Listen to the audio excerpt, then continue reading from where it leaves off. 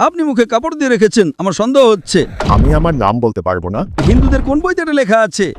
আমি এটা বলতে চাইছি যে এই যে ধারণাটা, প্লিজ আপনি প্রথমে রেফারেন্স দিন, তারপর তুলনা করুন। আমি আমার নাম বলতে পারবো না, কিন্তু আপনাকে একটা কথা বলতে চাই। হিন্দু ধর্মে ত্রিকালদর্শী বলে একটা ধারণা আছে এবং বলা হয় কিছু ঋষিমুনি ত্রিকালদর্শী ছিলেন, কিন্তু আসলে এই ধারণাটি প্রথমে আল্লাহ তাআলার জন্য ছিল, ভগবান ঈশ্বর পরমেশ্বরের জন্য ছিল, যে একমাত্র আল্লাহই ত্রিকালদর্শী। আপনি মুসলমান না অমুসলিম? অমুসলিম। আপনি কি হিন্দু? হ্যাঁ, কিন্তু সেখানে এই ব্যাপারটা ঘটেছে যে হিন্দুস্তানে যেমন দেওবন্দি এবং বেরেলভি মতবাদও ছিল, তাহলে এটা কি ঠিক নয় যে বেরেলভি মতবাদ ত্রিকালদর্শীর ধারণাটি হুজুর আকরাম সাল্লাল্লাহু আলাইহি ওয়াসাল্লামের জন্য গ্রহণ করে, একই রকম যে তিনি বর্তমান, অতীত, ভবিষ্যৎ তিনটেই জানেন, অথচ এই ধারণাটা ঠিক একই জিনিস যা হিন্দু সুফিরা বলতেন। এবং এখনো এমন কিছু লোক আছে যারা হযরত আলীর জন্য এটা বলে, এবং কিছু লোক আছে যারা বিভিন্ন সাধু সন্তদের জন্য বলে যে তারা ত্রিকালদর্শী। ভাই সাহেব, এই যে ত্রিকালদর্শীর কথা আপনি বলছেন, কোনো হিন্দু গ্রন্থে এর উল্লেখ আছে? বেদে আছে? আপনি কি আমাকে একটু রেফারেন্স দেবেন? বেদে আছে নাকি উপনিষদে আছে, নাকি ভগবদ্গীতায় আছে, নাকি মহাভারতে আছে?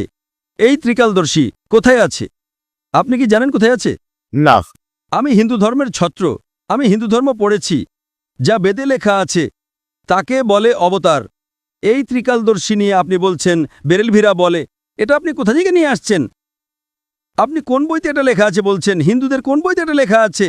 আপনি কি নিজের মন থেকে বলছেন? আমি আমার মন থেকে বলছি। আপনার মন গড়া কথার সাথে আমার কোনো লেনদেন নেই। এখানে এই হিন্দু ধর্ম সম্পর্কে আপনি বইয়ের রেফারেন্স দিন। তাহলে হিন্দু ধর্ম বলবেন না, বলুন আমি মন থেকে বলছি। যখন হিন্দু ধর্মের রেফারেন্স দেবেন তখন প্রমাণ চাই। আমি ইসলাম নিয়ে বললে প্রমাণ পেশ করব, কোরআনের রেফারেন্স দেব, এই সূরা এই আয়াত নম্বর। হাদিস পেশ করলে কোন হাদিস থেকে সেটাও বলবো। আপনি আপনার মন থেকে কথা বলছেন। হতে পারে আপনি এমন কোনো হিন্দু বইতে পড়েছেন যার কোনো মূল্য নেই। আমার কথা শুনুন, হিন্দু ধর্মগ্রন্থের মধ্যে সবচেয়ে উঁচু গ্রন্থ হলো বেদ। বেদে কি লেখা আছে? বেদে লেখা নেই। উপনিষদে লেখা আছে? লেখা নেই। কেন হিন্দু বলছেন? আমি এটা বলতে চাইছি যে এই যে ধারণাটা আমরা নিচ্ছি, আমরা নিচ্ছি না, ধারণাটাই জানি না কোত্থেকে আপনি নিচ্ছেন। আমরা বলি না যে মোহাম্মদ সাল্লাল্লাহু বর্তমান, অতীত, ভবিষ্যৎ জানেন। এটা আপনি বলেন, আমি বলি না। মুহাম্মদ সাল্লাল্লাহু আলাইহি ওয়াসাল্লাম পৃথিবীর শ্রেষ্ঠ মানুষ, সর্বশ্রেষ্ঠ। তার কাছে ততটুকু ইলমে গায়েব ছিল যতটুকু আল্লাহ তাআলা বলেছেন। তিনি অনেক অতীত, বর্তমান, ভবিষ্যতের কথা জানতেন, কিন্তু সবটা নয়।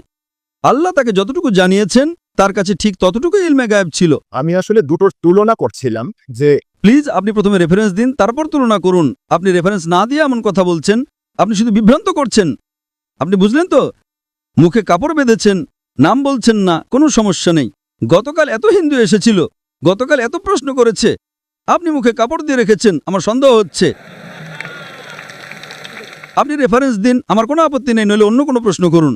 আমার দ্বিতীয় প্রশ্ন হলো, যেমন নাস্তিক শব্দটি আছে, এখন ইসলামে কাফির শব্দটি আছে, তো এই দুটো শব্দ কি একই? ভাইসাব প্রশ্ন করেছেন যে নাস্তিক এবং কাফিরের অর্থ কি এক? না, এক নয়। নাস্তিক মানে যে খোদা বা ঈশ্বরকে মানে না, সে বলে তার অস্তিত্বই নেই, অ্যাথিস্ট। নাস্তিক মানে অ্যাথিস্ট, মানে সে বলে খোদার কোনো অস্তিত্বই নেই।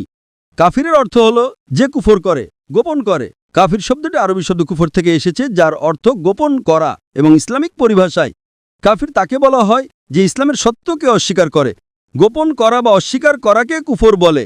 যদি কেউ আল্লাহ সুবহানাহু ওয়া তাআলা বা আল্লাহর আদেশ নিষেধ না মানে এবং অস্বীকার করে, তাকে আমরা কাফির বলি।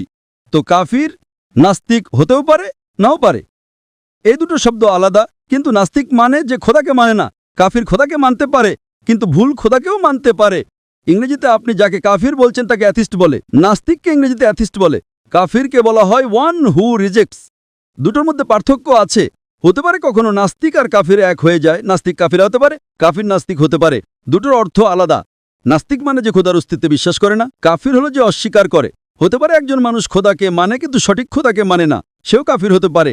তাই কাফির মানেই যে নাস্তিক হতে হবে এমন জরুরি নয়, হতেও পারে, নাও পারে। আশা করি উত্তরটা পেয়ে